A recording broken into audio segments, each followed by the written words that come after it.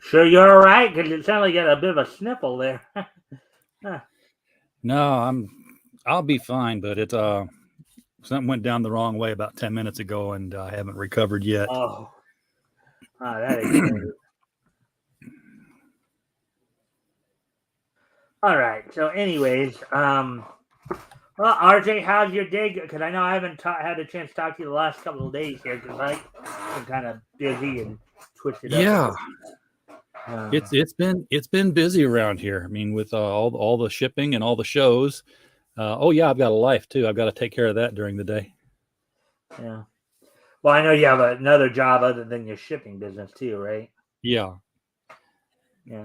Yeah. I've got an 8 to 5 job that I have to deal with. So have to work everything around that.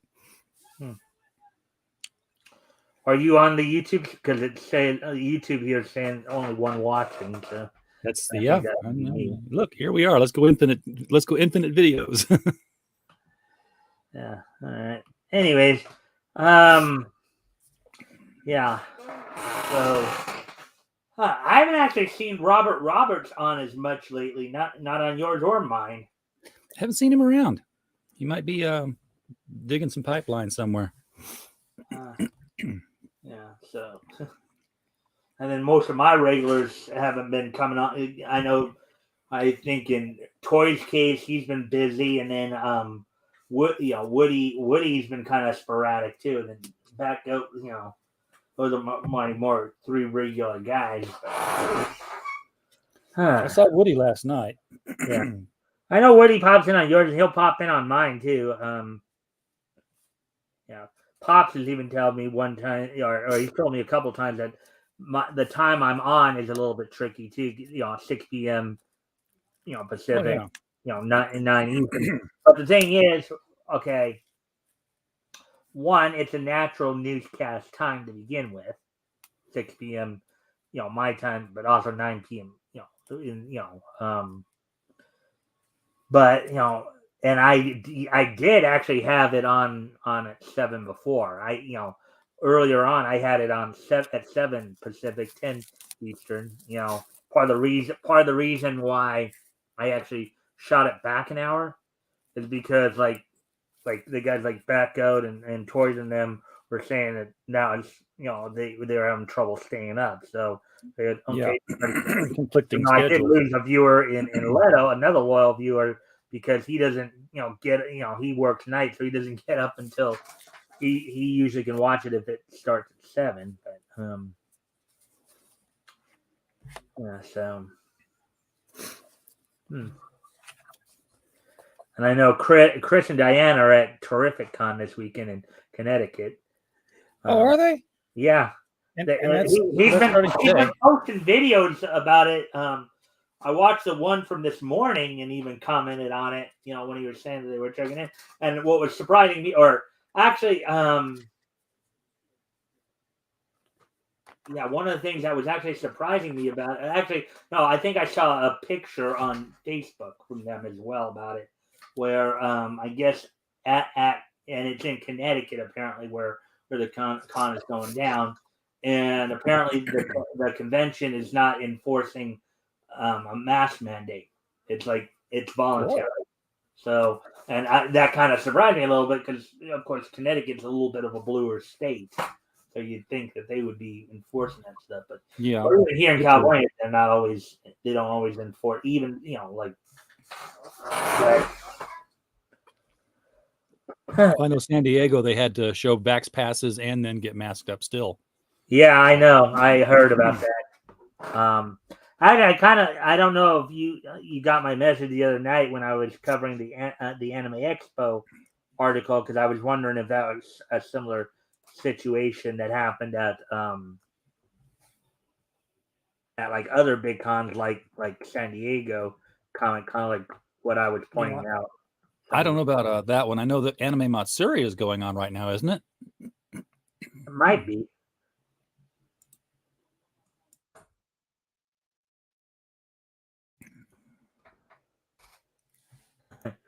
Yeah, so I'm just waiting to see if we can actually get some people in here before we get started. You know, It's- yeah, just because. well, they can always watch it on the replay, but yeah, it is better to have live audience for live show. Well, also because again, a lot of reason why I do this is because I want to spark the conversation. Yeah. I mean, I want people to be interacting with, conversing, Yeah. and I know also like CromCon's going on and other stuff. That's right. Oh yeah, tomorrow I will be hosting from 6 o'clock forward. Tomorrow? Tomorrow? No, Sunday. Sunday.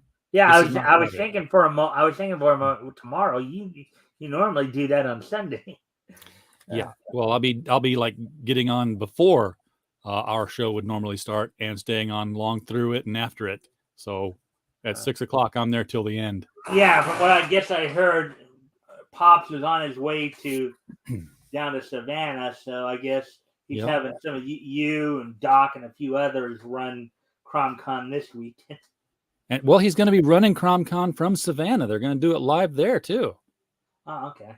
He's got somebody has secured a place for them to do the show from, so there'll be some Savannah con, whatever the con is in Savannah, and then so that's going on at the same time as Terrific Con, which is going on at the same time as Anime Matsuri. The cons are hopping all over the place now. Well, yeah, summertime is usually like, and I know this from my past experiences with anime cons too. Summertime is usually when cons really start to blow up. It's like, Yeah. if you think about it, you have a lot of look at when a lot of the bigger, you're talking about Anime Matsuri, Anime Expo, San Diego Comic Con. A lot of those bigger cons are happening usually sometime in the summer, maybe at the latest early September, but then that's natural because more kids are out of school, and all that. And even though the Comic Cons, they're not specifically geared towards the kids. You have just as many adults, but like particularly anime, the gaming and cosplay conventions. Yeah. The con I go to where I'm a guest is in October, so that's kind of an odd time. But it's a science fiction convention, so it's not as nearly Comic-Con-ish as a Comic-Con is. It's going to be geared more towards the adults. Yeah. I'm going to be paying particular attention to the clock story tonight because I'm going to be writing a clock story for an as yet unannounced anthology of public domain characters and heroes. Huh.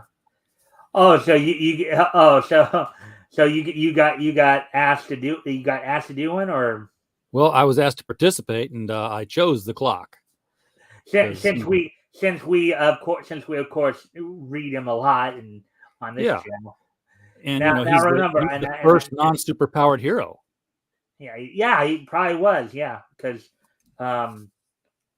let's see, I know Dr. Occult was coming out around the same time, maybe a little before him. But Dr. Occult had more of a something. Yeah, the clock had no powers and a mask. He was the first comic book hero to be masked, but just to be a masked mystery man. He was the first non-powered mystery man. Yeah, as they called him back then. So yeah, I never figured out why he called himself the Clock. I mean, he doesn't put like a clock emblem anywhere on his napkin. He just I'm the Clock.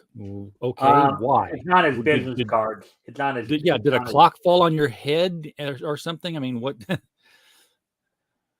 Well, remember the feature. If you've seen or remember seeing the feature when we've had it on before, the feature is actually the full title of the feature is The Clock Strikes. Well, yeah, but he's Woody. Hey, Woody. Hey, Woody. Just in time. We're just about to start the story. And if you can like and share the stream, see if we can get some more friendly people in here, that'd be very much appreciated. I'm gonna set the story during a little bit later than where you're at right now. After he acquires his female sidekick Butch. Oh yeah. All right. So Now I know I said narrator, and then for narration, I'll let you do the narration for when we do the stories and stuff like that. I have it up, but as I said, I put the link in the private chat too if you wanted to have your own thing to follow along with as well. All right, so this is Feature Funnies, Volume 1, Number 20. Now, I told RJ this, of course, earlier. For those of you who are just getting in, Feature Funnies number 20. This should be the last issue that this book would be known as Feature Funnies. Starting with issue 21, it would become Feature Comics and remain that way for the remainder of its run. So, without any further ado, let's see. Okay, this is from the Bungles right here. But my mother says that a child like me doesn't need a ticket. You see what he's trying to pull there? Yeah, I don't think he's buying it. Mr. and Mrs. George Bungle. From the Bungle family, conductor. So do. Feature Funnies, Volume 1, Number 20, starring the Bungles. Also starring Joe Palooka, Mickey Finn, The Clock, and the Espionage. I know I told you I'd let you do the narration, but I'll do the narration for this part, and then there's no narration here. Huh? There's no narration here. Yeah, go for it. Also featuring Jane Arden, Toddy, Ned Brandt, Dixie Dugan, Gallant Knight, Archie O'Toole, and Lollapalooza. Do.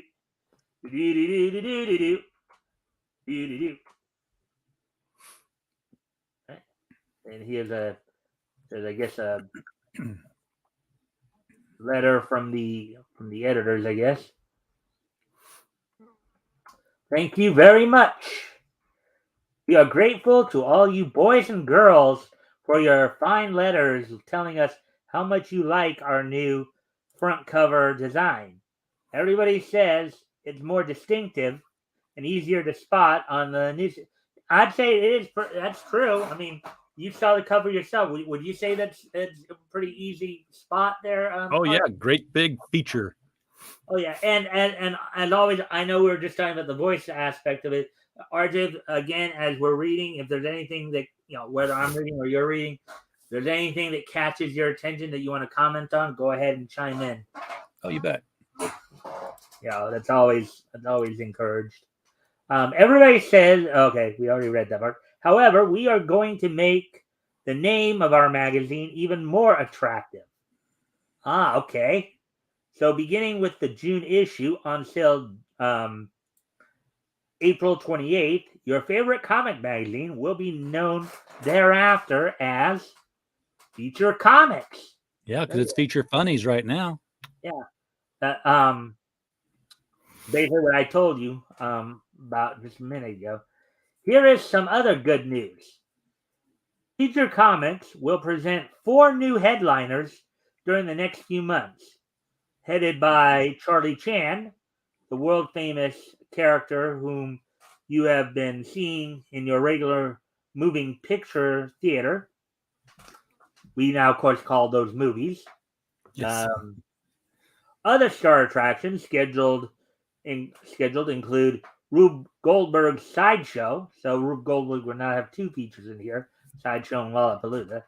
A Riot of Fun, Captain Fortune, a thrilling sea adventure staged in the waters of the West Indies, and Ranch Keen, an exciting picture story of Western adventures. Every comic in Feature Comics is a headliner. The best always in humor, adventure, and thrills. Buy the June issue of Feature Comics on sale April 28th. There we go. All right, now we'll of course come back to Joe. We're going to go. We'll come back to. Okay, here we go. Espionage, right here. Espionage by Will Irwin. Now, Will Irwin, of course, was a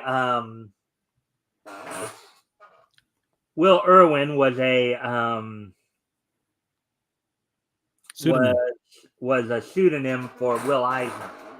I don't know if you were aware of that or not, RJ. Oh yeah, you can see it in his signature.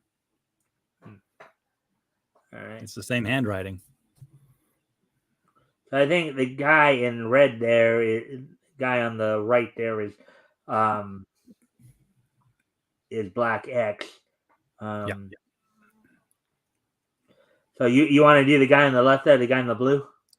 I'll take him. Yeah, sure. Pretty soft, eh? It's a far cry from the slums of Hong Kong to the presidency of the Cleggfield Arms and Munitions Factory, eh, Branislaus? Nix on that. I'm J. Howard Keene in American. Oh, yes, I must remember. And I'm not Carl Eskew, but your vice president, Rand Stevens, also an American. Suppose we're recognized. Don't worry about that. I've purchased 2 phony. Okay, so this isn't that isn't No, they're both bad guys, aren't they? Yeah. Don't worry about that. I've purchased 2 phony birth certificates where we're listed as true Americans in the annual of U.S. Society. All we have to do is sit tight and keep our pictures out of the papers and wait for orders. It's a cinch. Tuvana gives us $2 billion to buy the biggest arms factory in America. We hire some of our old friends. Then just when Tuvania demands Hawaii from the U.S., we blow up this whole plant. No one will suspect us because we're the owners. And the United States, left with a shortage of arms and munitions, bows to Tuvania and gives up the territory they demand. Perfect. I don't think there's a man smart enough to see through our scheme, Branislaw. We're in the big time. And here's some narration right there. Oh, yes. In the meantime, a familiar sleek black roadster speeds smoothly over the highway near the Cleggwater Arms plant. The Black X slows his car to a halt as someone on the road ahead hails him. You want to do the reporter right there? Sure. I'm a reporter. Could you give me a lift, buddy?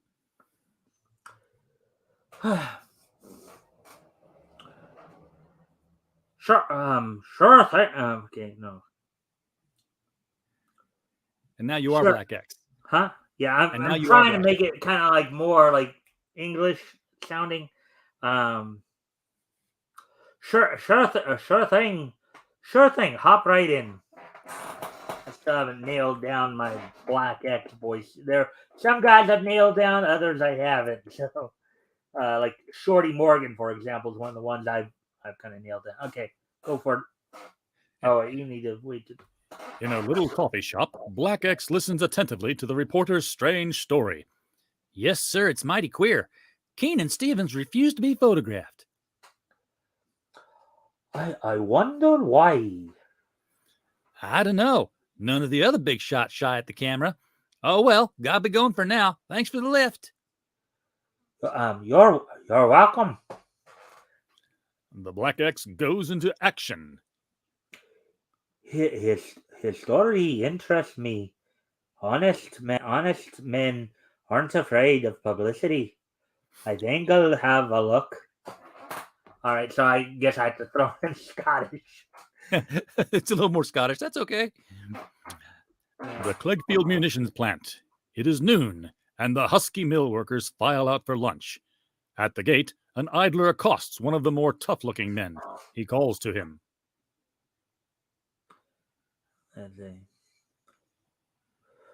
You want to do the I guess well right there. Well, if it ain't Pig Iron Pete, how are you? Who are you? Don't you remember me? We met in Hong Kong in 1930. Remember the fight in the Red Eye Saloon? Nope. Can't say I do. A short time later finds the puzzled Pete and the amiable idler in a corner of a saloon. So you see, Pig Iron, I've got enough on you now to send you to Alcatraz. Now do I get that job? Okay. The idler leaves Pete and hastens to a phone booth. And now he's Black X. Hello, Washington. 21X, Chief. This is Black X talking. Get in touch with the former owners of Clegfield Arms. Ask them if they want to buy back their munitions plant. I've got a hot lead. You'll hear from me later. In the offices of the foreign spies, Pig Iron Pete reports. I tell ya, it must be the black. Oh, That's it. That's you. Yeah. all right. I tell ya, it must be the Black X. No one else would know that much about us. The Black X? Very well. We'll give him a job at the smelting furnace. You'll push him into a vat, Pete. Of course, it will be an accident. kind of reminds you of the '60s Batman. There's always a tub of acid around somewhere to push people into. Yeah. And it's always the size of an Olympic swimming pool. In the smelting room. Thanks for getting me this job, Pete. Okay, I'll show you around the plant. Actually, I think okay. Yeah, it's Black X. You should probably I was the other guy. Okay. Let's see who's who here. Okay, that's all Pig Iron Pete talking there. Well, there are two separate people. So let's see. I think but they both point to him. Yeah, Pig Iron Pete's the one in the red beret and blue shirt, and then the green shirt is, I guess, is who I am. So that white liquid in there is molten steel.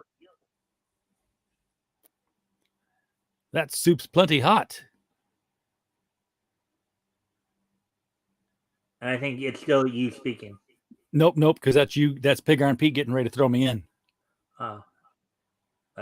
Wait, actually, there's a narration at the bottom there of that panel. Yep, that happens after the dialogue. Okay. Yeah, and a man would burn into a cinder in there, and that's where you're going. Pig Iron lunges at Black X, attempting to shove him in. But the alert agent counters the attack with a hard blow, sending Pete reeling. You're pretty quick, Black X, but my knife is quicker. Once again, the killer lunges. Okay, Black yeah, I think we flipped it. I think you're now Black X.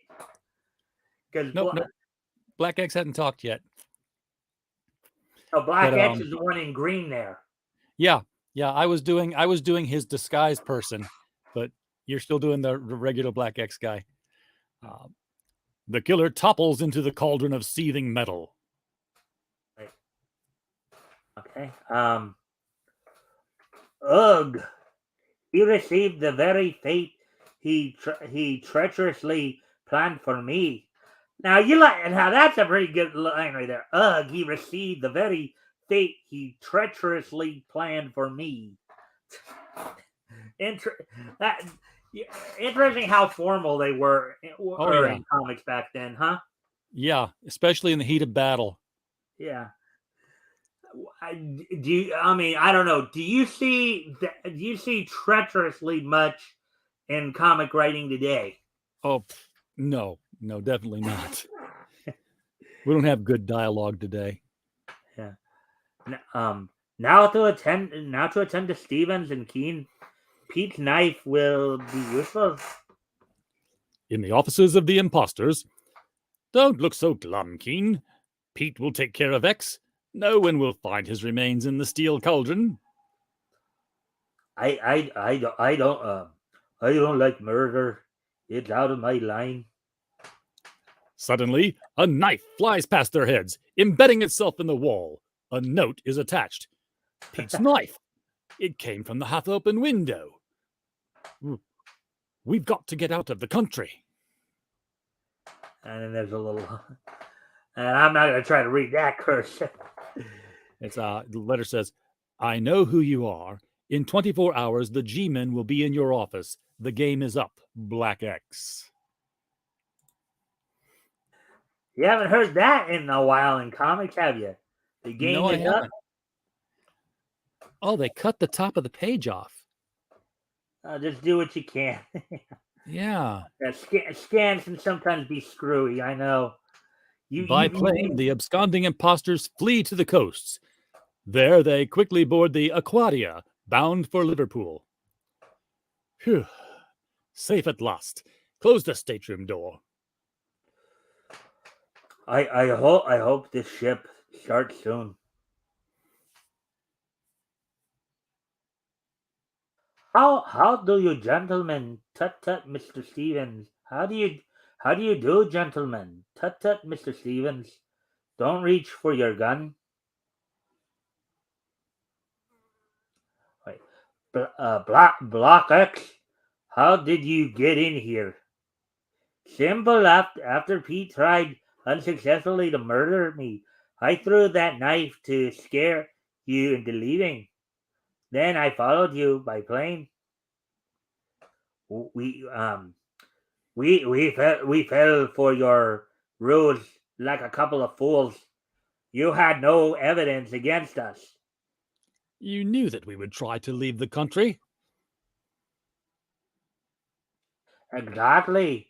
Now, if you'll be good enough to sign this paper, turning over your munitions plant to the government. Come on, don't hesitate. Remember, the United States deals harshly with your kind. What are you going to do to us? Nothing. I'm going to let you leave the country. Goodbye and thanks for signing.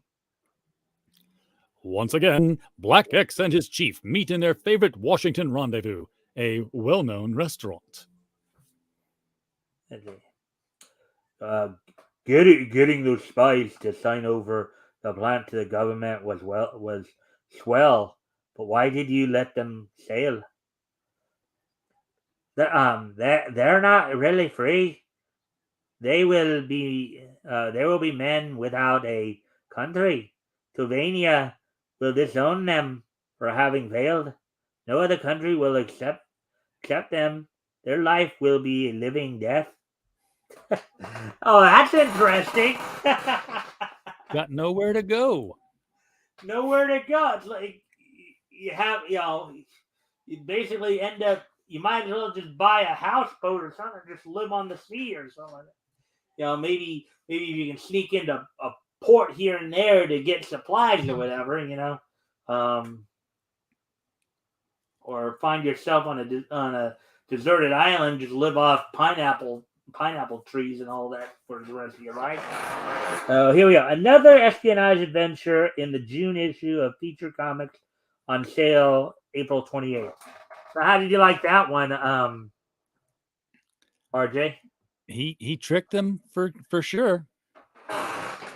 Now, this is, as we know, this is one of Will Eisner's stories. I know you seem to be a bit of an expert, or at least have more knowledge than I do on Will Eisner. Any comments you want to make on Will Eisner's work here? It was definitely the rudimentary stuff, but he kept the plot simple, and the details of the panels were typical. He had some good angles there. It wasn't all flat on like a lot of the like a lot of the other strips are, where you're looking like straight at the people on the same plane. He would get up and above or shoot to a diagonal of them.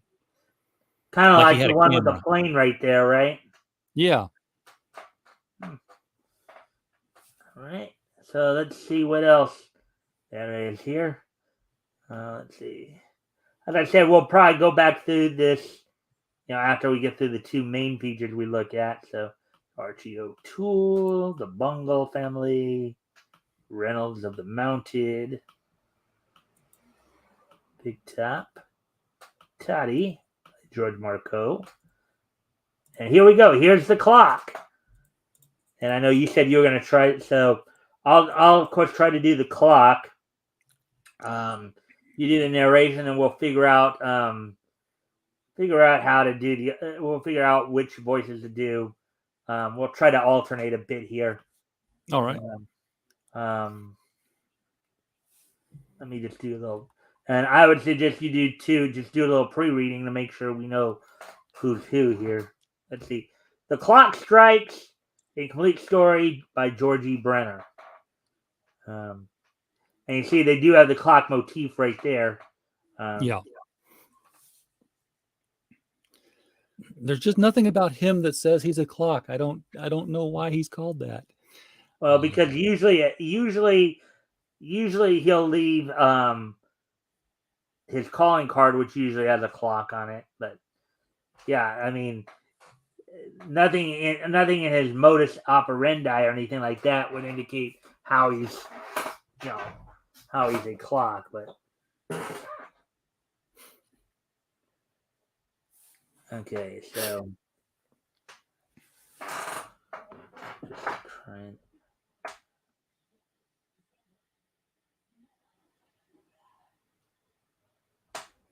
There's a lot of people in this.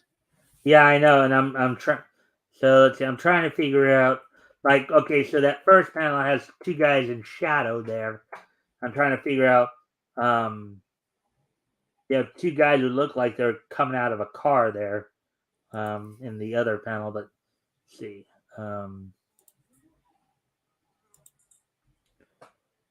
One looks like he's got a beret on, or I don't know if that's called a beret or what, and the other's got I think a fedora. So. Oh yeah, he's got like a golfer's cap. Yeah.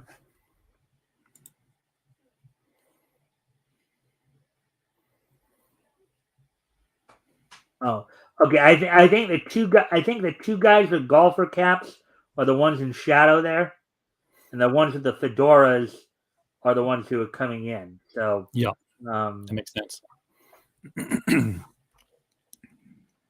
All right. So golf caps are workers, fedoras are management. yeah. All right. So all right. At least for this next set of panels until why don't we do this? I'll of course still do the clock, but for at least this set of panels until the clock appears, I'll do the guys with the fedoras. You do the guys with the I'm sorry. I'll do the guys with the golf caps. You do the guys with the fedoras. Okay. All right. I think that'd be the best way to work. And just for those, we're just trying to organize here so that RJ could be part, obviously. All right. So here we go. I wonder what's keeping the boys keeping the rest of the boys slick.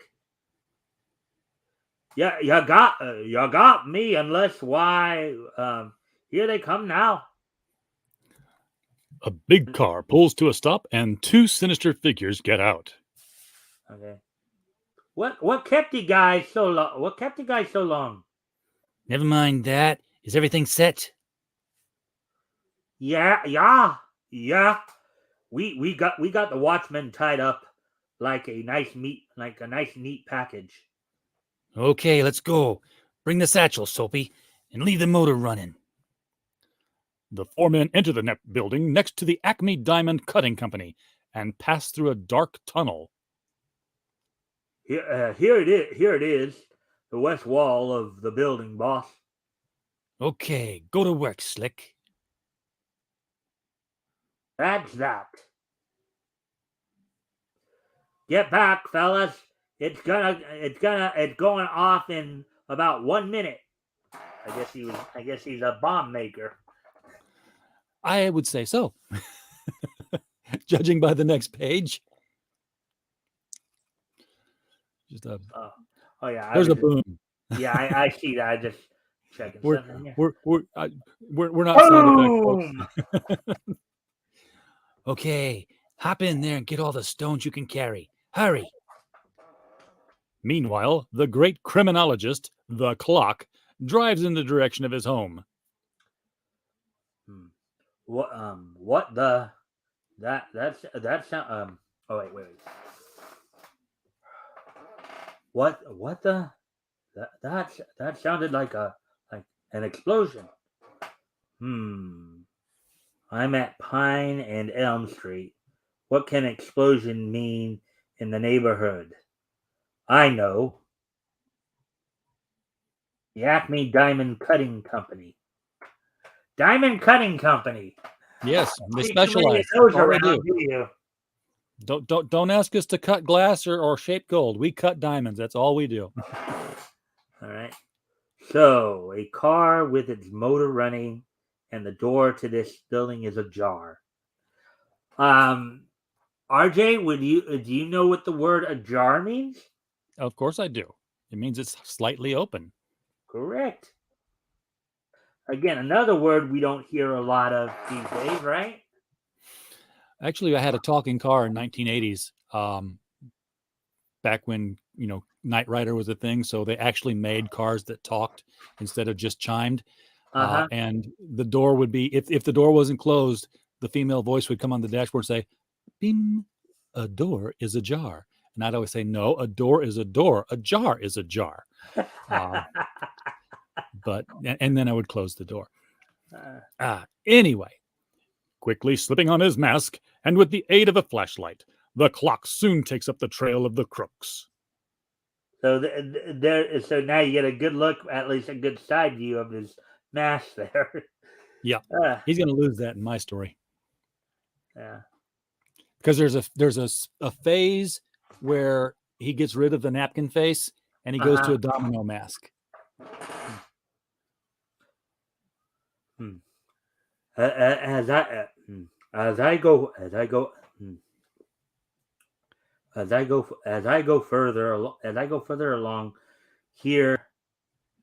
further along here, the odor of dust and powder gets stronger.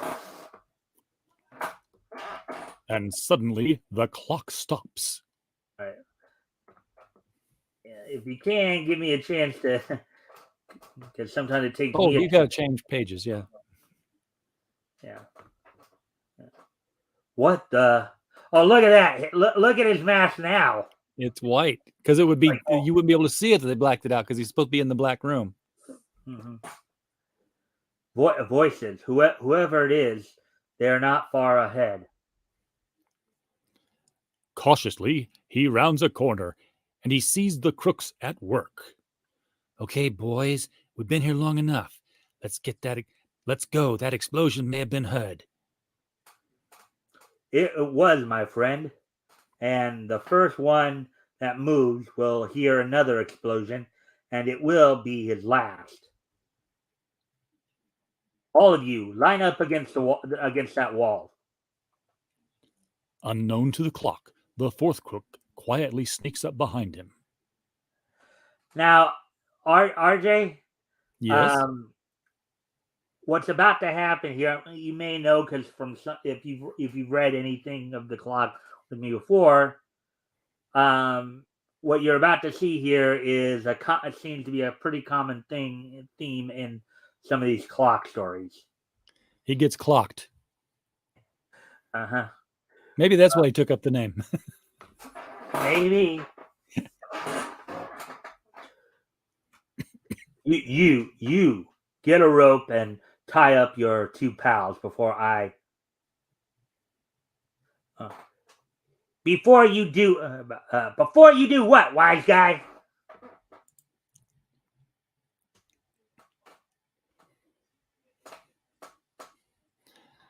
Bundle this bird into the car. He's coming with us. Soapy, go straight to the shack from here. Keep your feet on him in case he comes to. Later, inside the crook's hideout. Hey, boss. He's awake. Okay, let's go down. I see you're awake, my friend. Now, would you mind telling us who you are and why the mask? Not at all. I'm the clock. The clock! Let's bump him off and get going, boss. Won't you lugs ever get it through your heads that I draw the line on killings? That's why I'm not behind bars today. Don't forget, there's nothing worse than a murder rap if the cops ever catch up to you.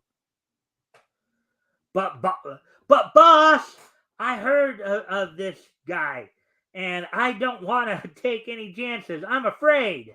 Shut up, you sniveling coward. I've got a way of spoiling his game. Unmask him.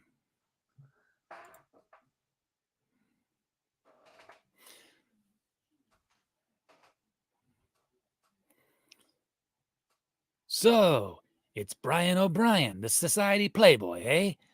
Won't the police and the newspapers go for this story?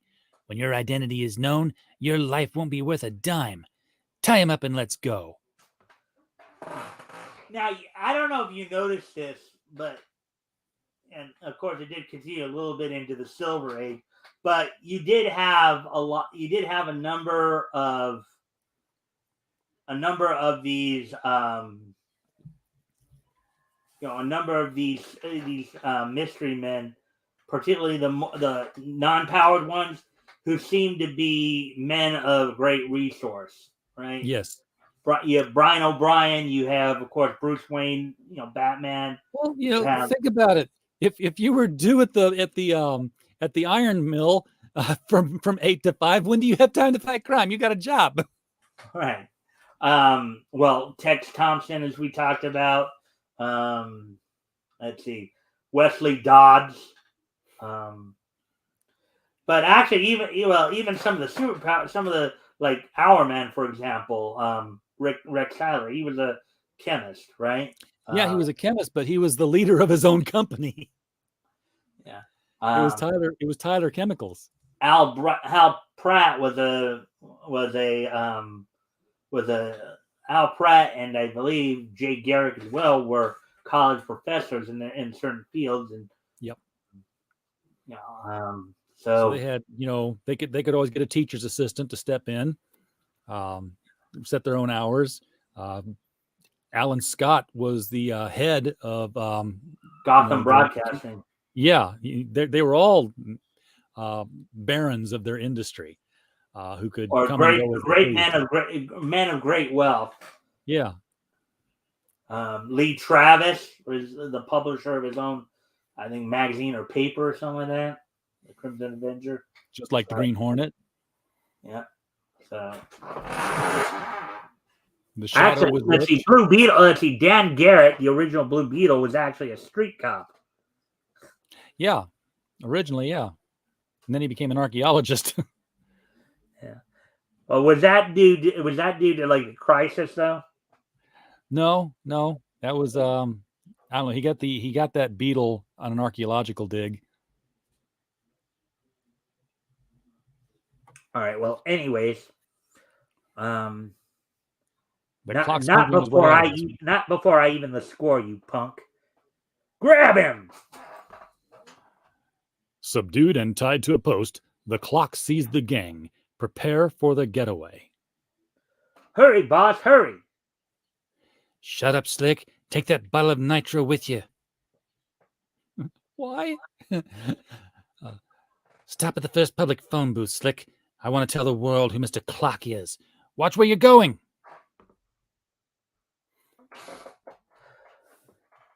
But boss, I heard how that guy works. We won't get away from him. We should have bumped him.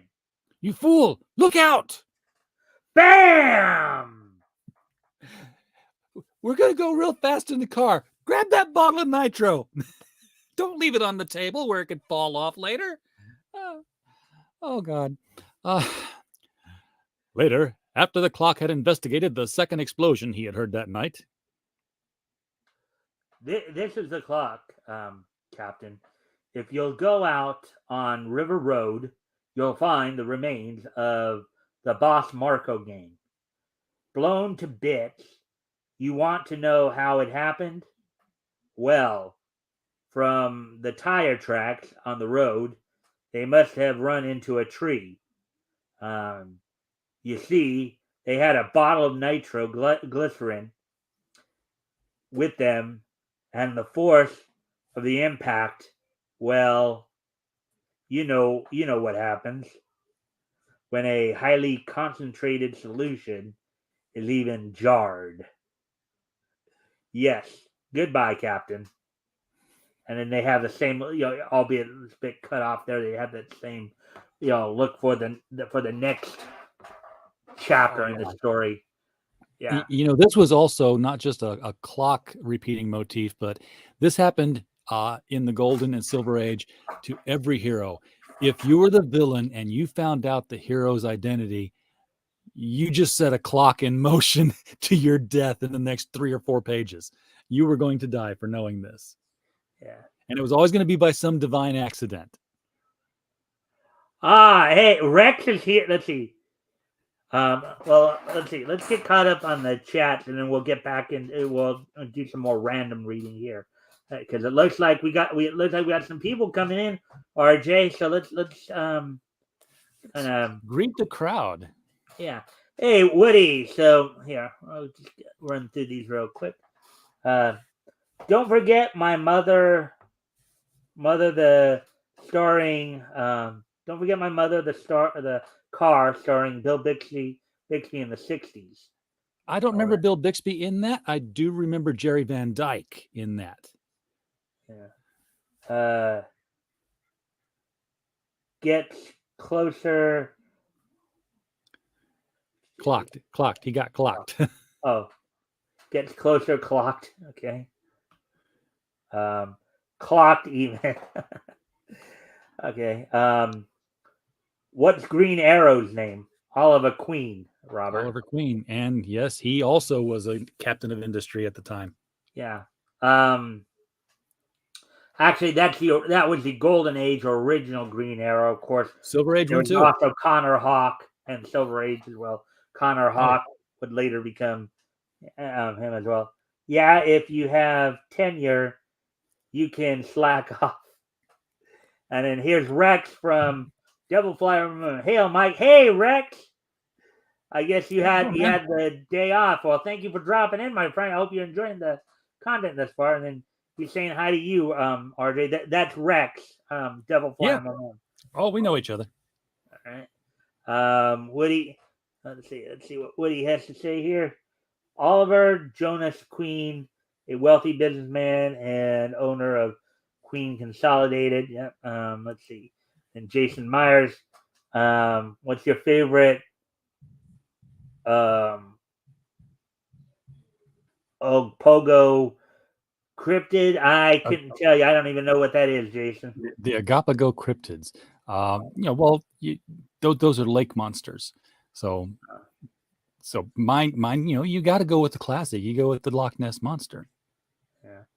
And then Woody saying hail to Devil Fly and Robert Roberts. Robert's replying back, hail. And Robert, we were just talking about you earlier because we had noticed you hadn't been around much of late. So we were wondering about you if everything was okay. And then Woody saying Danny Elfman, no wait, he's in Boingo Boingo Cryptid King. Yes. All right. Jason Meyer, did you watch Mookie's and nope. Nope, and don't even know what that one is. Neither do I. And then RJ, you might want to read this one because I think it's directed at you. Yeah, well, he got the wrong actor on My Mother the Car. It was a very young Jerry Van Dyke. And yeah, he did great as Dick Van Dyke's or Rob Petrie's brother on the Dick Van Dyke Show, because he was a sleepwalker. He was a talented banjo player, but he could only he was terminally shy. He could only play the banjo and tell jokes if he was dead on his feet, fast asleep. And he had to get over that by the end of the episode to saved the show. You know how those things go. Now, the role that I knew Jerry Van Dyke from was more from his role on Coach. Yeah, much older than Craig. Yeah. Craig T. Nelson, Shelley Fabre, and Bill Fagerbakke. And the interesting thing, around that same time that Bill Fagerbakke was doing that kind of maybe not so smart bigger guy on that show, he was also doing the voice of Broadway, I believe, on the Gargoyles cartoon as well. Yeah. Well, Shelley Fabre had gotten her start as the daughter on the Donna Reed show, and because and during that time period, all the teens, if you were a teen on a show and you had a talent for singing, they wanted to be the next person to get a Ricky Nelson out of it, and they got that with Shelley Fabre when she did Johnny Angel. Okay. Johnny get. She sang a lot about Johnny. Johnny loves me. Johnny get angry. So. Yeah. Okay. So before we get into some of the more random readings, RJ, I know you had told me, and I don't know if you'd like to mention to anybody else in the chat here about what your involvement with the clock is going to be. Well, there is a plan right now with some people to put together an anthology of public domain superhero characters. I don't know what the book's going to be called. I don't know when it's going to come out. I don't know when it's going to announce. But I'm trying to take part in that, and I will be doing a 4 to 8 page, probably 6 page, I don't know. Probably a 5-page story of the clock. So I'm going to set it a little bit later in his career, and bring in where we're at right now. Bring in the sidekick that he eventually gets saddled with. And that was common too. And we'll of course, when we get to that point, we'll talk more about that. That was happening a lot in the early to mid 40s as well, where you'd have a lot of heroes, getting junior sidekick, and in a couple of cases, the junior sidekicks, the junior individuals would actually be the feature of the story instead of just simply the sidekick. I'm speaking, of course, of the Newsboy Legion and in those stories, as well as the Star Spangled Kid, where you had Sylvester Pemberton as the hero, and the adult was actually the sidekick, Stripesy. Yeah, that was a twist on things. But they basically were directed to provide junior sidekicks for all these heroes, so that the younger readers had somebody to connect with. And they could project themselves into this sidekick, and now they could go with the hero on the adventures. Before that, I guess they just projected themselves into the hero, and they were the hero on the adventure. Seems like that would have been more fun.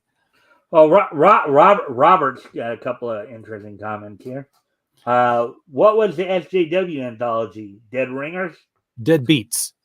That was the, I think, let's see. It was Renfamous, I think, did that one, right? Yeah, she was in that. Yeah, she was involved in that. Looking forward to it. As he's saying, he's looking forward to the... Yeah, me too. I can't wait to see what the story's going to be. Yeah, so... Now, RJ, before of course you started co-hosting with me, and hearing some of me reading some of these stories of the clock, did you know about the clock before you saw my coverage on? I did, but not terribly much. I just I used to read the Overstreet Price Guide and everything I could about superheroes. So I'd see him in these coffee table books of Golden Age heroes and stuff. But there's still, and only because, he's a pivotal character. He is the archetype of what became, all the other masked adventurers in comics. I know we look at Superman as the first superhero, but the clock predates Superman as the first human person to put on a mask. Non-powered. Yeah. Yeah, he had nothing but a mask, so he beats out the Green Hornet. He beats out Batman. Natural abilities, whereas natural strengths and intellect and all that. So, Dead Ringers was a Cronenberg movie. Yeah. All right. So, anyways, so we had quite a bit of good commentary there on all that. So let's continue. Let's continue on then. Let me just check down real quick. And if you guys haven't already, if you guys can like and share the stream and see if we can get some more friendly people in here, that'd be appreciated. So now we're done with the clock. So now we're gonna do a little more random reading here, where we'll pick out some stories and probably some of the more humor stories. Some of look at some of the works of some of these other people. Let's see, we're at 55 minutes, so for those two features, we got through them pretty good. They're still talking. Let's see what this is all about the Olympic Marathon of 1908 in London. So let's see what they have to say about that. What they were saying about that back here in 1939, March of 1939. Here, it's the finish of the hardest race in sport, the Olympic Marathon. C. Dorado of Italy, with only a few feet of the grueling race to run, he enters the stadium staggering with exhaustion along the ash track. So look at that right there. That was one, I guess. Two. Gamely Dorando fights off unconsciousness. He's blind with fatigue. He stumbles, staggers, falls. A pitiful sight. Look at that. They're still talking. I guess they were still talking about this back in 1939, is what they were saying. 31 years after this supposedly happened. This happened. So, and here's the picture here. A gasp goes up, then the stands are tense, silent. Sympathy for the fallen Italian pervades the air. Race officials lift him to his feet and tenderly help him across the finish line. Oh, man. Yeah, I can't do that. But Dorando's tragedy is complete when he was later disqualified for the assistance the sympathetic officials gave him. Johnny Hayes, an American, was declared the winner. Hayes, who had trained for the event on the roof of a New York department store, finished less than a minute behind Dorando. So somebody actually was able to finish a race. Wow. And they were still talking about that in 1939. This happened, I guess, in 1908 when that actually happened. You have anything to say about that, RJ? No, I thought this was gonna turn into the ending of the first Cars movie for a minute, but but it didn't. I thought maybe the second racer was gonna come up and pick him up and help him across. All right. Well, here's Lollapalooza, Rube Goldberg. Let's see. And there's his Rube Goldberg device for this page, which is getting the dog to sweep the floor for you. All right. Let's see. I'll do the female voices. Okay. My guess is you probably wouldn't want to do the female voices anyways. Nah. Let's see. And I think that first thing is narration right there. Ah, yes. Vincent's device for keeping the rug clean. When guest drops cigar stub, host lowers bone, pooch wags his tail, and cigar is dusted up in dustpan. As you were saying, I guess his own little Rube Goldberg device, right?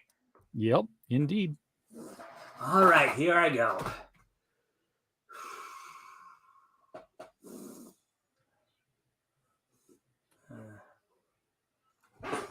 All right. Aunt Lala, Bud and Stuart, and two of my sorority sisters. Okay, hold on. I can do better than that. I hope. It sounded like you were going to hurt something there. Yeah. Aunt Lala, Bud and Stuart, and two of my sorority sisters are coming for the weekend. Fine. The girls can have my room, and the boys can have Vincent's room. He can sleep over the garage. Where I don't know if you know this more than I would. Were Lala and Vincent, were they husband and wife or brother and sister? I don't think they were husband and wife, or he wouldn't have his own room. Yeah, that's what I was thinking. The reason I was asking is I always thought they were husband and wife, but that same point is kind of. Well, they may be cousins. Oh. The way that Aunt Lala orders him around like she's his mom. Yeah. Aunt Lala, you're a darling to make everybody so comfortable. Vincent's room is a mess. We must clean it up. I'll help, Auntie. Am I doing any better, RJ? The female a little bit. You get the answer to your question here. Huh? You get the answer to your question in the next panel. Okay. Robert had a few things to say too. Robert was asking, are you planning a classic clock or a talking clock? I'm not taking him anywhere new. It's going to be classic clock. Probably falling because he smokes 3 packs a day. Well, he'd rather fight than switch. Anyways. Uncle Vincent isn't very neat, is he? Okay, because she refers to Vincent as uncle, and referred to Lala earlier as auntie. So it actually could imply either one. It could still imply either their husband and wife or brother and sister. Yeah. Could imply either one, actually. But you know what? I think they're brother and sister because I remember when he stayed behind on the boat on one of the other Lollapaloozas to impress a female who was staying behind, a female guest. And surely he wouldn't do that if he was married to somebody. Oh yeah, good point. Well, unless he's one of those who, one of those guys who's suffering a midlife crisis. He could have. Look at Lala and Vincent right here. They're a little bit old. They're probably maybe in their 40s. Maybe. Yep. Late 30s, maybe 40s. So it could also be the midlife crisis syndrome too. No, he'd be right at home in an ash can. So I guess Lala must be comparing Vincent there to Oscar the Grouch or something like that. Yeah, exactly. It was a lot of work, but the room looks perfect. The boys too find it nice and comfy. The boys ought to find it nice and comfy. Vince, what's the name of the horse we're betting on today? Gee, wrote it on a slip. Oh, I'm sorry. I was so into the story, I should have at least assigned you at least one of the voices, if not both. Go with it. Go with it. Oh, you don't want to try to do the male voices here? I can do. I'll take on Uncle Palooza. Okay. Here's what we'll do. I'll have you do the male voices. I'll do the female voices. How's that? Okay. All right. Gee, I wrote it on a slip of paper and left it at home. I'll go get it. Did I put it in my other suit, or put it in a book, or hide it in the dresser? I know it's in this room somewhere, and I gotta find it. Here it is. Little Tonsil in the 4th race.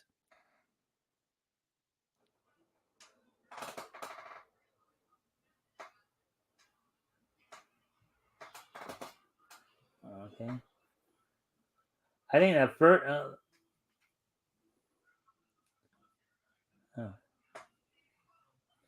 Hello, gang. Come on in. Come, boys. I'll show you. Come, boys. I'll show you right to your room. Earthquake or cyclone? Yeah, they cleaned it up, and he just tore it all up again.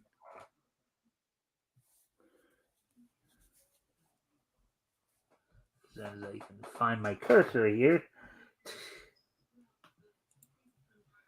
All right, so, go ahead with the quote there. At the top, folks, here's my special umbrella for April showers. Extension to keep friend's shoulder from getting wet.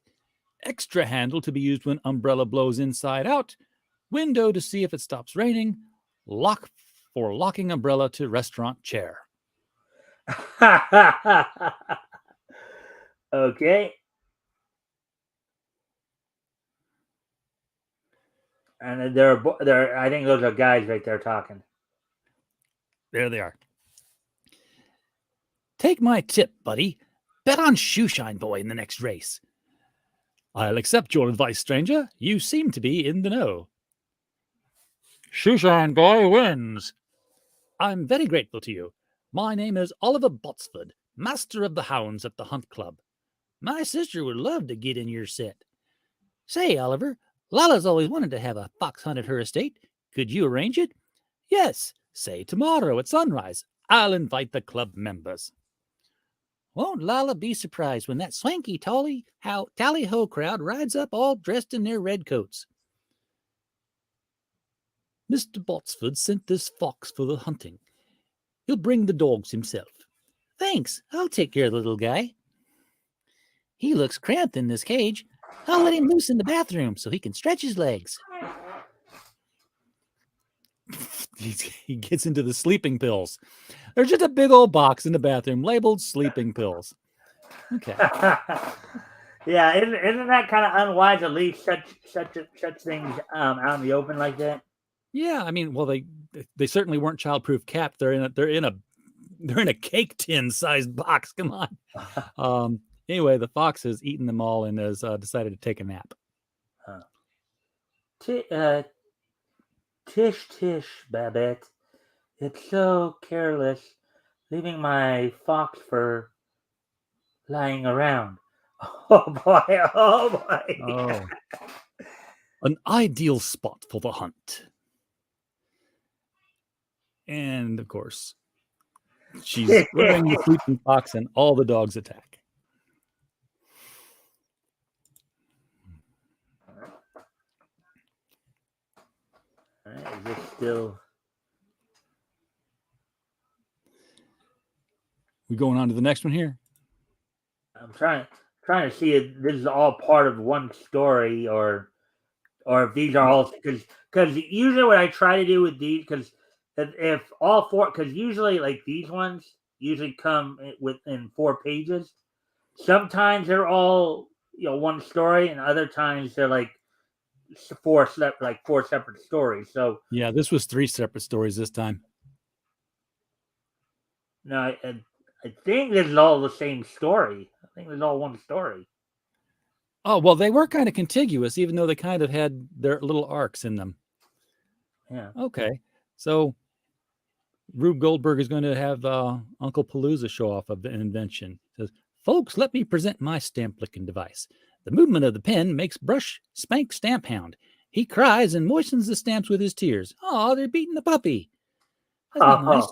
Oh, you know that would not go over today. No, it would not. That would not go over today at all. PETA would be burning comics. They'd probably all be trying to find Rube Goldberg's house and trying to like set it ablaze or something. Free the fictional dogs. But it is the time for the hunt that we just talked about in the last strip. So Lala has come to wake up her brother Vincent. I don't think that's Lala. I think it is. I think she's dressed up in a red coat. Oh, okay. I thought it was the other guy. But... No, he's outside. Yeah, this is the hunt that Vincent set up for Lala because he knew she would love to have one on the estate. All right. Vincent, get up. It's 5:00 and everybody is ready for the fox hunt. Okay, sis. Which explains the rest of the family questions we just had. All right, so they are brother and sister. Yes. Okay. Oh, I think I'd rather play pool. The hours are much more pleasant. Come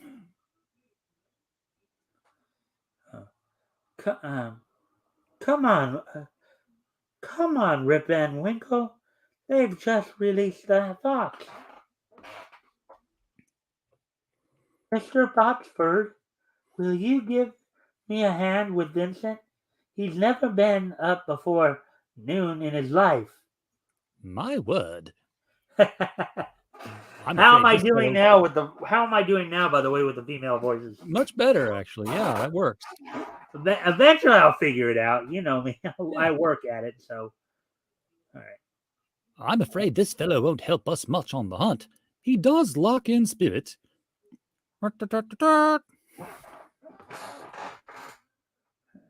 And there he is, sleeping on his horse, and the horse has an evil look on its face, like, and there's the fox on the tree, jumping down Uncle Vincent's collar. It don't seem right. The poor fox ain't got a chance against all those people. I can't understand it, Miss Lala. We've rode for hours without seeing the fox. I'm exhausted. And there is the fox's tail sticking out from underneath Uncle Vincent's coat when they get home.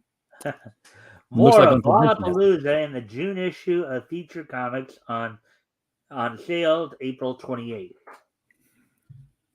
Now, the tricky thing, as I said, with these sometimes is figuring out, okay, like if it is all one story, if all 4 pages is like one story, then I'll go ahead and read the full story.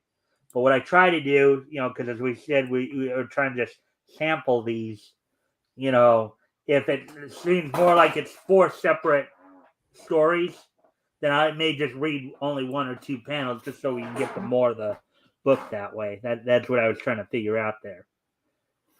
Let's see. Robert saying, okay, so let's see what's going on here. Robert saying, probably feeling because he's we saw that earlier. Lucky Strike. I'd rather fight than switch. Yep. Not exactly the Far Side quality funnies. I don't know what that's supposed to mean.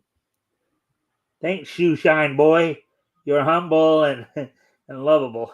Okay. When Polly's in trouble, I am not slow. It's hip, hip, hip, and away I go. Haha, good punchline.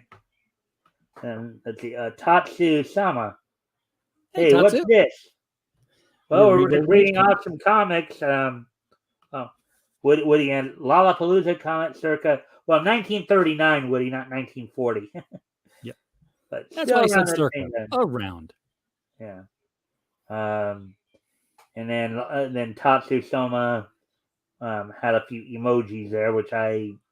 Laughing, clapping, and drinking beer. Or toasting 2 beers. So, thank you. It's good to have... That's why it's good to have a co-host. Because you guys know more about these emojis and stuff than I do. So that's the one thing I don't know a whole lot about. So we're going all the way back. We're coming back full circle to Egyptian hieroglyphics, Mike. In another 5 years, the English language will be gone, and it'll just be smiley faces and bottles of beer. Yeah, with the way everybody's going for it. Hour and 15. So I better hurry along here a little bit then. Let's see. Captain Cook of Scotland Yard. Off the record. Let's see. We've already read, much as I like Dixie Dugan, we've already read one female centric comic, and not that I have anything against them, obviously, but we want to get through more of this and see the Mystery of Echo Island, which is a text very gallant knight. Ned Brant. Richard Manners. We got another mystery sleuth guy. Oh, Mickey Finn here. Nippy and Mickey Finn here. Okay. Let's see. No, I didn't want to do that. I accidentally clicked the page once more than I really intended to. But all right. Yeah, I've so done that a couple times now. Nippy, he's often wrong. All right. I'll do Nippy. You want to do the other kid there? Yeah, but do me a favor first here and go back one more page. Go back on one the, more page. on the Strange as It Seems. Strange as it seems. See that big guy, the big picture there with the the half beard and his half head shaved? Mark of a coward. Yeah, in ancient Sparta, cowards were forced to wear their beards and hair shaved on one side only, and to cover their clothes with bright-colored patches. Nowadays, people shave one side of their head and put bright colors on it for nothing. Yeah, good point. Yeah. Well, I wonder what would happen if you went up to a person like who did just as you suggest. Just the people who have half their head shaved. Wonder what would happen if you did go up and call him a coward. You say, what happened? You lose the fight with a Phoenician?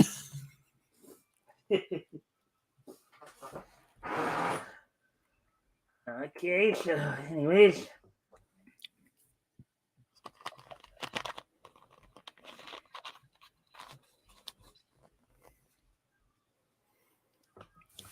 Okay, so we're on Nippy.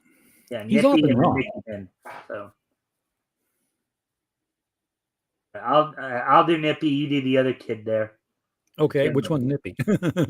Nippy, I believe, is the one in red with the red. Oh yeah, he's the one on the slide. Okay, Nippy, I think that slide has just been painted, so be careful.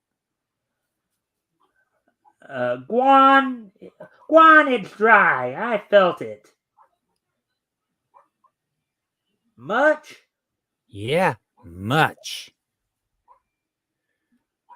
All right. So, all right. I'll do Mickey Finn here. You do Uncle Phil. Got it. And then we'll figure out and any again. I'll try to do any female if there are any female characters. I'll try to do them because okay. I know you wouldn't want to necessarily try doing them. And then we'll figure out whatever else we need to figure out. But Uncle Phil, I was gonna hire a friend of mine, a Mr. Murphy, to do it. He's a paper hanger. We don't need any Murphy. Go on now and stop holding me up. Philip, why not do the small bedroom first? Then, if you can't do a good job, we can get Mr. Murphy before it's too late. I'm doing this hall first, and stop talking about Murphy. Not a lot of dialogue the rest of the way here. I think it's supposed to be visual humor, I guess. Yes. With some classic visual puns there. Look at that. Crash! Yep.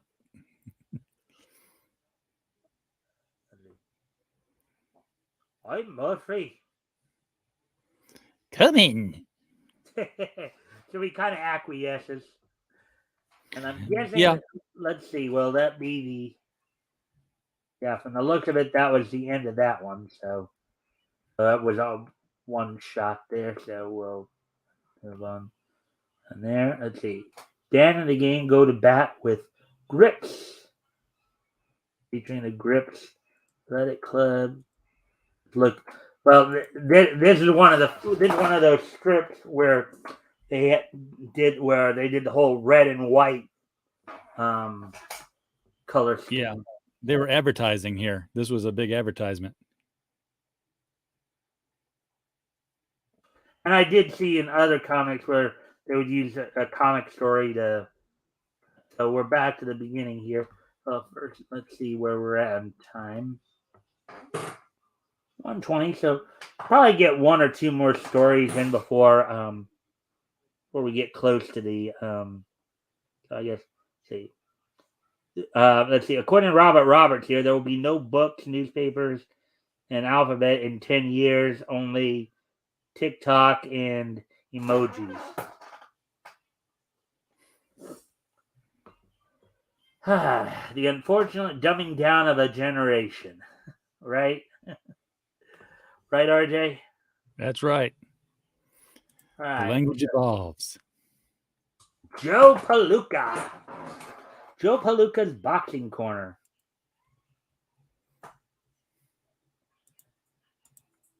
There's some narration right there, RJ. Yeah, I had to get to the right page. Oh, okay. Oh. We dropped into Stillman's gym and met Bob Pastor, who is a heavyweight title contender. Okay. I'll have you do Bob. I'll do the other guy. I'll do the guy in the fedora here. All right. Bob, what's your favorite punch? Well, I'm in favor of body punching. Keep shooting them in this area, and you wear a man down fast, said Bob. So that's basically a two-panel boxing instruction comic strip right there. Yeah. Right here. Just hit him right here. Yeah. Yeah. And those are pretty keen too. Joe Palooka by Ham Fisher. Continued from last issue. All right. So I guess this one's going to be more of a full story too. All right. Yeah. I'll try. Let's see. Again, I'll do any female characters. I'll try to do the little kid characters too. You want to try doing Joe Palooka this time around? I can do Joe. Joe is right there in the plaid shirt. Gotcha. Let's see. And there. Oh, you already read that part. They continued from last issue. They're gone. Who was they, for goodness sake?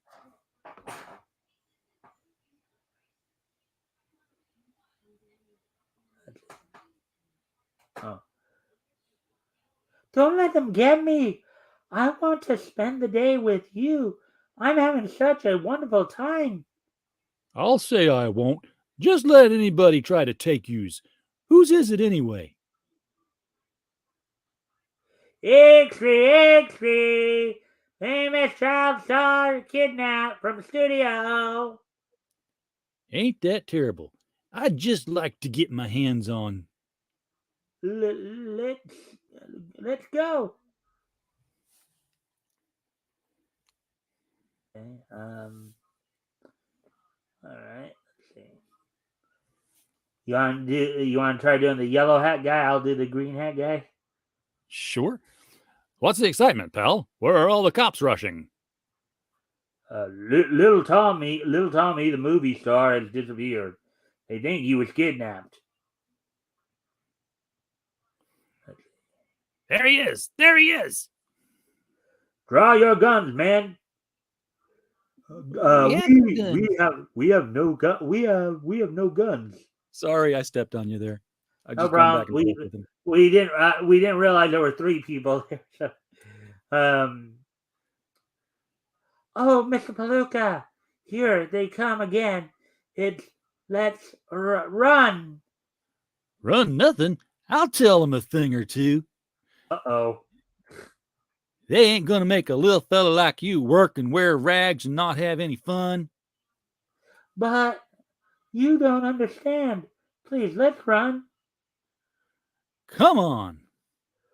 Rush 'em, man. Bad idea. Stop! Bang! Oh! Yous ain't gonna take this boy back to the orphans' home. It's Joe Beluga. What is this? I thought it was a snatch. Tommy, you scared us to death. We have $1 million invested in your picture. Can we go again sometime? Sure, you bet. Say, did you hear about that kidnapping? The papers will be full of it later. Yeah, he heard about it. All right, so maybe this all wasn't one story then. If they start a new story, then we don't have to. Yeah, they finished the last story and then they moved on to the next one. Yeah, so we can move on then. As I said, I like to try to get a little much of it. Again, these are meant to be samples. It's not like we're trying to read the whole comic. People want to read the whole comic. They can do it themselves. This is just sampling, to show some history here and show how things may have been perceived back then as compared to now, and see, I'm now RJ, you've co-hosted with me a few times now. Sure. And you've had a chance to listen to me read over some of these stories and stuff like that, and read over some of this stuff, and you've even done so yourself with me here a couple of times. How would you compare comics from this period to now? Much simpler, much more straightforward. There was no mystery to solve anywhere because you saw everything that was going on. You just had to worry about whether or not did the hero see what you just saw, and how was he going to get out of it when he didn't see it. And of course, there wasn't really a whole lot of like politicking or like agenda pushing or anything like that, right? Right. Oh yeah. No. The only agenda was Hitler bad. Right. You did have a nationalistic pride being pushed, but that was really the only thing, and it didn't matter if you were. Usually, it didn't matter if you were a Democrat, or even though the Democrats under like people like Roosevelt and Wilson were more quote unquote socialist. And I'm just trying off the record here, so see. Get your fur coat at the Easy Credit Store. I don't get that. But let's see. Say, stop reading my mail. I thought that was funny. Okay. She's looking at the tattooed man. And the fur coat one, I thought that was clever too, because he's wearing snowshoes, he's got a gun, and he's checking his trap, and they put the sign that says, "Hey, if you want a fur coat, go to the Easy Credit Store. Don't you don't have to trap an animal for it. Just go buy you one." had animal rights people back then, huh? Apparently so, or just a guy wanting to sell coats. PETA was actually created. Yes.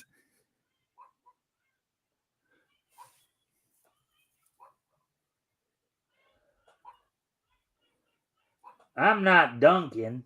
I'm throwing this fly lifesaver. I guess the donut life. I'm waiting for the red light to change. Yeah, he's waiting for the red light. Yeah, 6 months of daylight, and it's sunset. It makes sense. Joe and Mo arranged to meet Ed and Ted on Clancy Street. Phone Dave get there first and wait. Ed's old bike would make him late. Ed, the moonshot, the Smoothie. schemed, said, well, each the losing team, race the losing team, buys the milkshake, right? Let's go. Boy, oh boy, what they don't know. Fast as Joe and Mo could head to the meeting place, they sped. Sure, they get there first to greet Ed and Clancy at Ed and Ted at Clancy Street. This is stopped, said Mo to Joe. Tough that Ted, old bike, so slow. Crafty Ed forgot to say his new bike arrived that day. Ted had listened to Ed boast how his bike would speed and coast. Thought the brag might be fake till he sped the coaster brake. Hot dog! So you got a moral? Will we fill those guys with sorrow? We can take the twisty hill with that bike you never spill. Sure you know who won the race? See Ed's happy grinning face. Victory is twice as sweet after you have known defeat. Make sure your new bike has a Moro coaster brake. I guess that was an interesting way to advertise, wasn't it?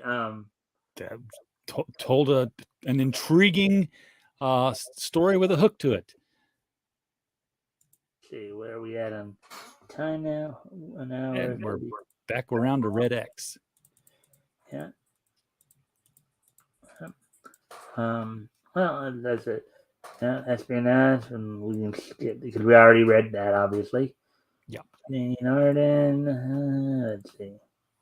Archie O'Toole. Now, Archie O'Toole. Now, of course, by Bud Thomas. Bud Thomas was another pseudonym of Will Eisner. And you remember the character from last month that you did when we last did Archie O'Toole, right? Yes. Yeah, Will Eisner was known for the stereotypes. All right.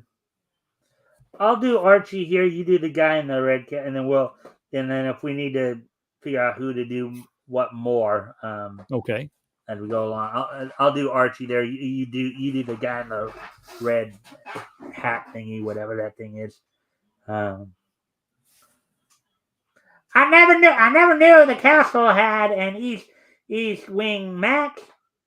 Shh! Oh, never even mention the East Wing.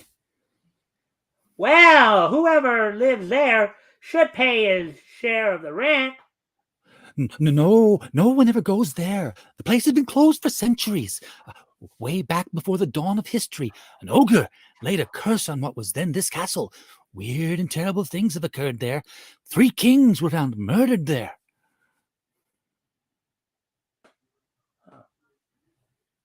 Yeah, the situation here where they're talking about the East Wing reminds me of the '60s soap opera Dark Shadows, where they had that closed off portion of the house. Yeah. Oh, stuff and nonsense. Here, pay the rent. I'll collect from the East Wing. Very well. I warned you. Alone in his study, Archie muses. Ghost? Sounds awful silly to me. Go on, Archie. Go up there. It will be fun. Go on. Archie decides to collect the rent from the dreaded occupants of the East Wing. Snowdrift, will you accompany me? Showing up, boss. Where y'all going? To the East Wing. The East Wing?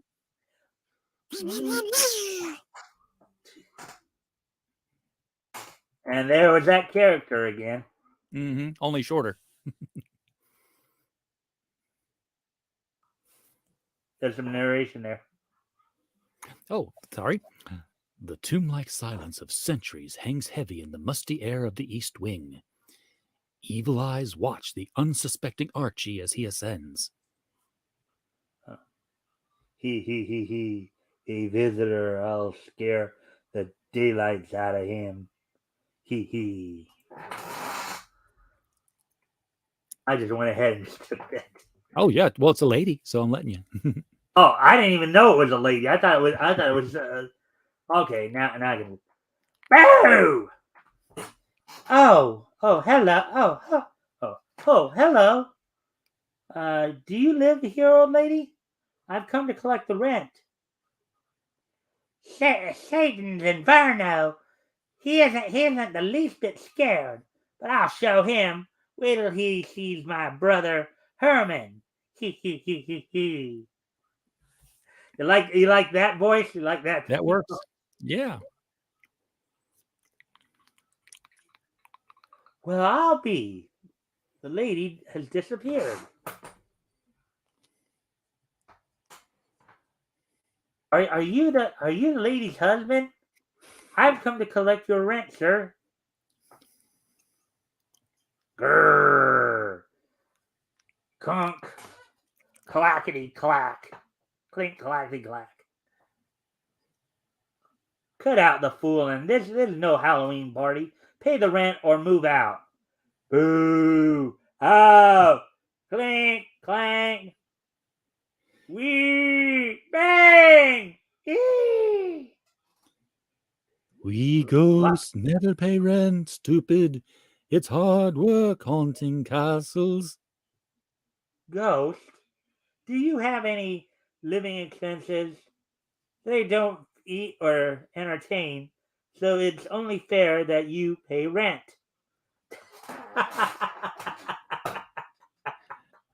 Okay, O'Toole, you win. I'll have a conference with my brothers.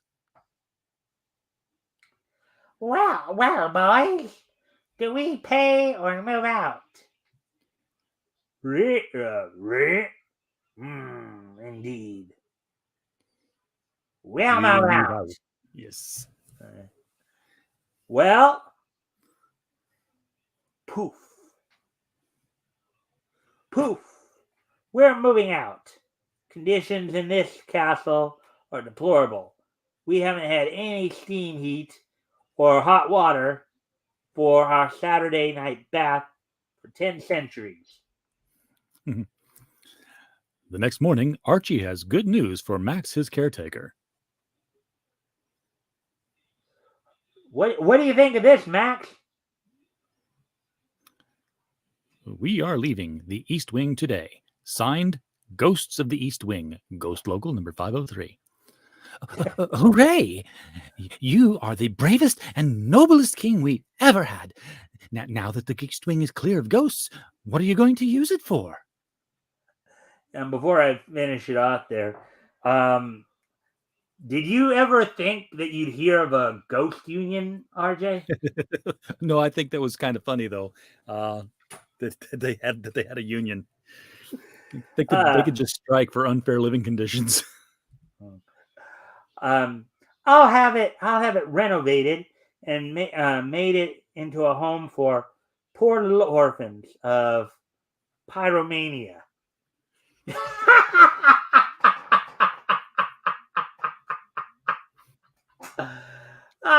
There's a little double entendre right there. Excuse me a moment. I'm gonna go off camera for just a moment here, RJ. Do you want to plug anything or anything like that? Let's see, RJ. You're cracking me up, said Woody. I listen to a lot of I'll be right back. radio. I'll make some lighting adjustments in here, so I'll be all right.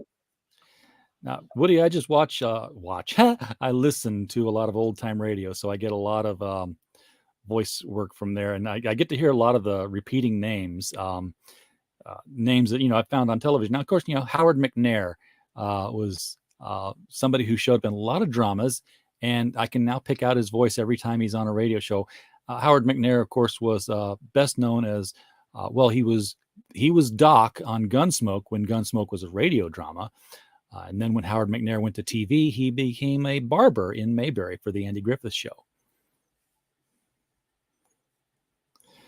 So I hear a lot, Harry Vinzel, or Von Zell, who was the lead for the Burns and Allen Show. And probably my favorite is the Fibber, McGee, and Molly, just because the way Jim Jordan was able to riff on so many alliterative phrases, always off the cuff. And I got to see them do some movie work because they did it on their radio show. They talked about, leaving 70, Wistful Vista Drive to go to Hollywood. We're going to make a movie, Molly. They actually did make these movies. And of course, their characters on the radio of Fibber, McGee, and Molly were so well known that they were credited in the film as Fibber McGee and Molly McGee, rather than as Jim and Marion Jordan. So that was kind of interesting. The film also starred somebody who was their house guest, a guy named Edgar Bergen, who did a lot of radio work. Edgar Bergen defied tradition, or not even tradition, but convention, when he did his radio program, because of course radio is always audio, and Edgar Bergen was a ventriloquist, so he was doing a ventriloquist act on the radio where nobody could see that his lips were not moving.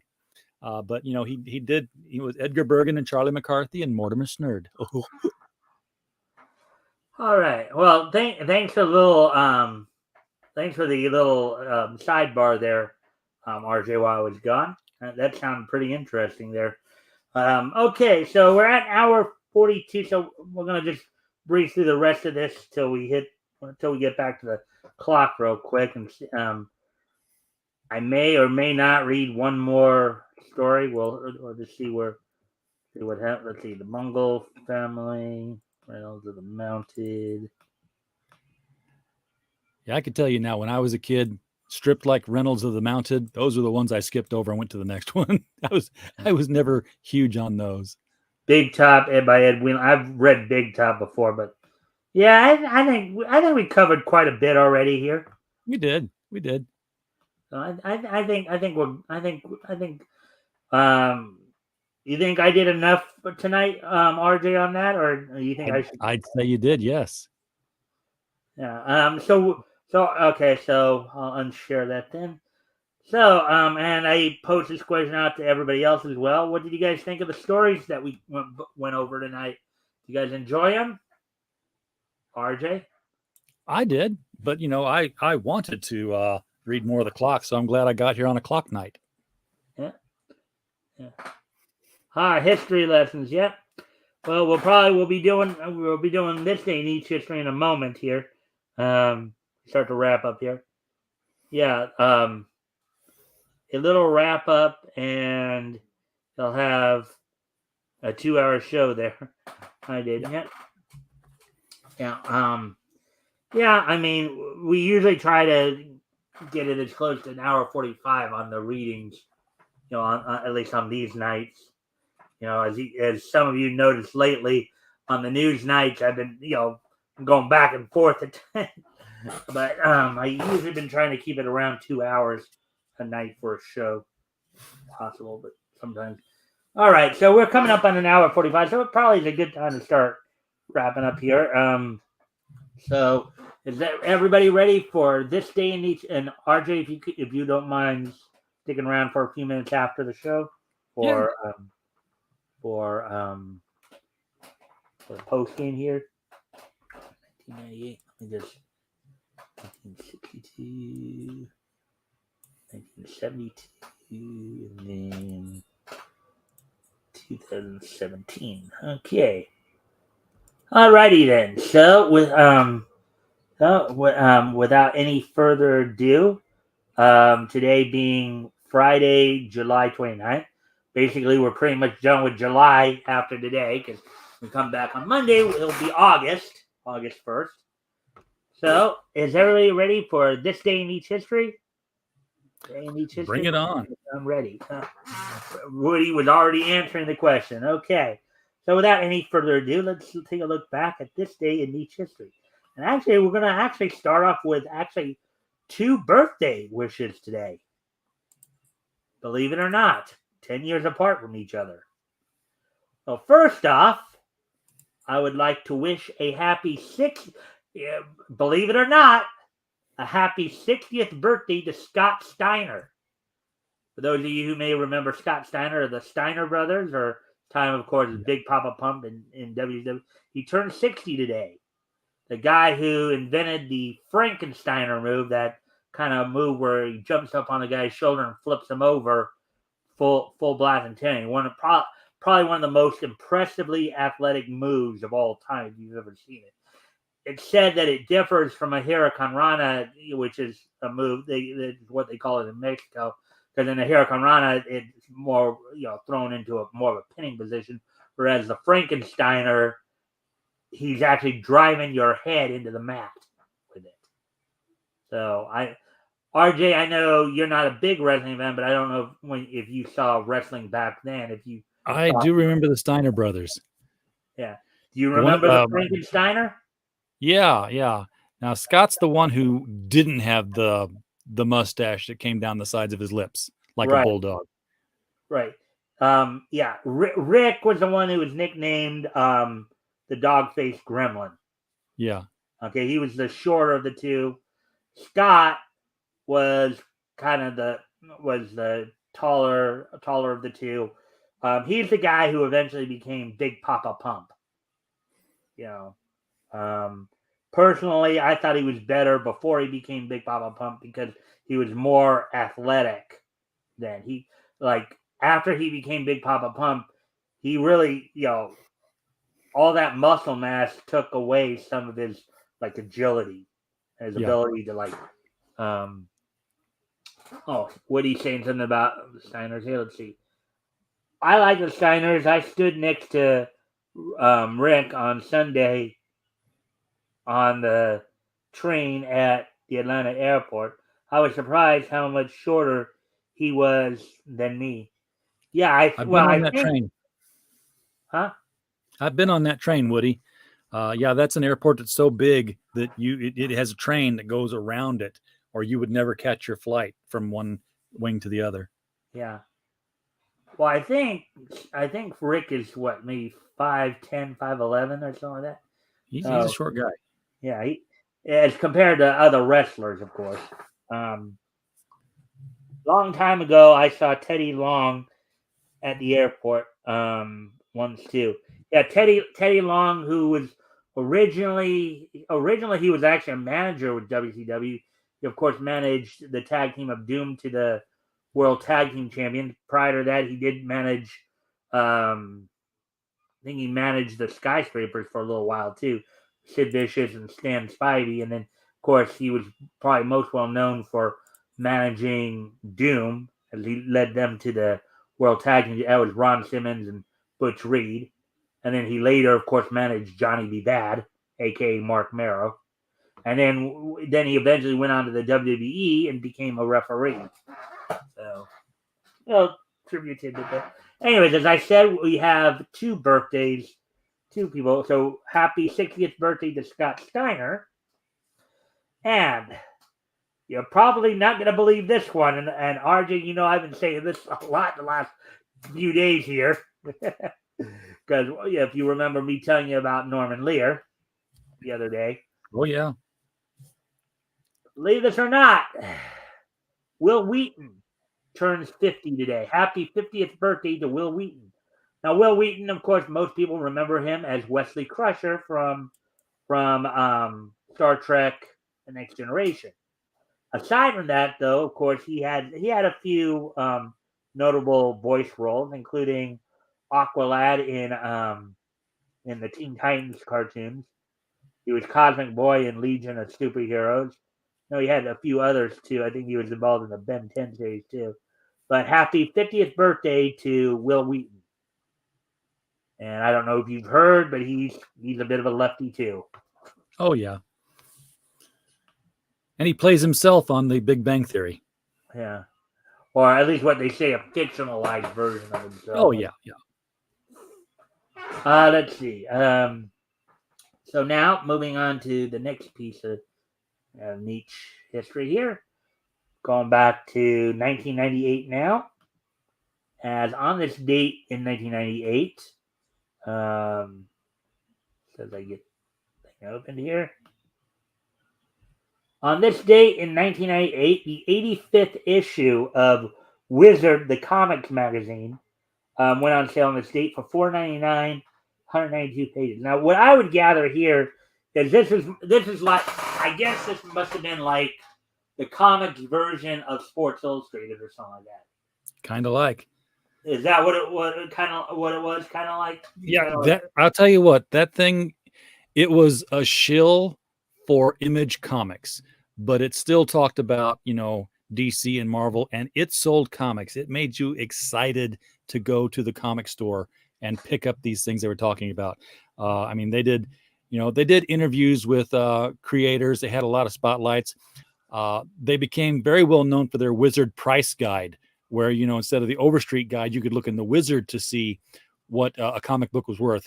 Now, the controversy on that was that, interestingly enough, the comics that were worth the most money were the ones that Gareb Shamus's mother had in their comic store, a lot of that they needed to get rid of. So they kind of set their prices according to what was in their store. I heard or understood what you just said. Can you repeat that? Gareb Shamus was the leader of Wizard magazine, his publisher, and his mother owned a comic store. So the prices in the price guide would often, reflect what needed to be sold. Hey, this book is going up. You might want to get it. So, then they would sell out of that book when it wasn't going up anywhere in the country. Huh. Yeah. So. And yes, Woody, now they are an obnoxious personality on Twitter. Wizard Entertainment was the name of the publisher here. Now, RJ, let me ask you. You might know this more than I would. Wizard Entertainment, is that the same company? Is this basically the same company that puts on WizardCon? Wizard World, yes, they are the exact same people. They went from magazine to conventioneering. Okay. All right. So yeah, so they are kind of like the sport, what the Sports Illustrated is to sports in general, or Pro Wrestling Illustrated is to pro wrestling. Oh yeah. Yeah, years ago I did an interview with Gareb Shamus. It was an interesting talk. All right, so there we go with that one. So the 85th issue, and from what I read earlier when I was previewing this stuff earlier, nice sales gimmick, according to Yep. You're now famous as obnoxious personality on Twitter. What, yep. Wizard? Or Wizard has their own Twitter account, yes. Yeah. Okay. They're not as obnoxious as Radio Shack. I have no idea what Radio Shack thinks it's doing on Twitter, but they're trying to be the Deadpool of brands. Yeah, well, one of the things when I was looking at this earlier, when I was looking at the information on Wizard Entertainment there, so this is the only magazine that they published. They published it from like 1991 to 2011, according to information here. Yeah, they also published Toy Biz, though. That was their sister magazine. But since Toy Biz, I'm guessing, was focused more on toys. Yeah, but their primary focus was on the action figures, the comic book action figures. So this is the publisher information right here. Yeah. That I'm showing you right here. So right here, Wizard Entertainment, publication years 1991 to 2011. And according to this, anyways, Wizard, the Guide to Comics, 1 to 235. So I guess that was the original name of the comic, and then yeah. So anyway, so on this date, of course, in 1998, which would have been 24 years ago today, 85th issue of Wizard, the comic man, and I picked this out because, of course, not as big. It's not like as big a name per se. More obscure, and you see a high number like this from a more obscure publisher. Of course, you want to highlight it. So, anyways, Twitter, I'm still talking about Will we? Oh, okay. Oh, okay. Now famous as an obnoxious personality on. Okay, yeah, okay, I get it now. Anyway, so now moving on to our last piece of niche history, which is the anime part. So I can find that. And this is not to be confused with a similarly titled anime. But on this date in 2017, 5 years ago today, the anime Seven Mortal Sins. Now, mind you, there's another anime called The Seven Deadly Sins. See it right here. They even say it right here, not to be confused with The Seven Deadly Sins. This is a separate anime altogether, anime and manga altogether. Seven Mortal Sins. Well, on this date 5 years ago today, Seven Mortal Sins completed its run on its various Japanese broadcast stations. So on this date, 5 years ago today, Seven Mortal Sins would complete its run. So there you go with the history aspect of it, guys. I thank everybody for being here. I hope to see everybody back here on Monday when we will be getting back into, of course, niche history. Next week, we will be starting our April of 1939 coverage. We'll be looking up some works from DC Comics at that time. We're reading through some stuff, including Action Comics, Detective Comics, Adventure Comics. So I hope all American Comics. So I hope everybody will be back here next week. Next week, Rick Piper from Cross Comics will be stepping in as co-host. So I hope you guys will be back here next week with that. Hope to see everybody back here on Monday too for more niche news coverage as we've been expanding more. We've been covering more. We've been starting to cover more. Manga, cartoons, and I've been doing it in a way to where I'm mixing it up, so it's not like okay, one portion of the run all comic news, one portion is all anime news. It's kind of more mixed now, so that's why you might want to make sure you get in early and stay through the whole show now, because we're a little bit more, with aside, of course, from the wrestling roundup and the This Day in History, the majority of the news is a little bit more random depending upon how it's listed on the main page of Anime Comics. So again, I thank everybody for being here. I look forward to seeing everybody back here on Monday. And I do appreciate any like you guys have shared. If you guys can do that as well, whether you're watching this live or on the replay, that'd be appreciated. Get the word out, because I'm sure there are a lot of comic book fans that would really, particularly the Friday shows here. I think a lot of people would really enjoy this stuff. I mean, you're looking back and looking how comics evolved over time, and just looking how society also evolved over time through our entertainment, right? So, anyways, guys, thank you, and I will see you on Monday. Bye.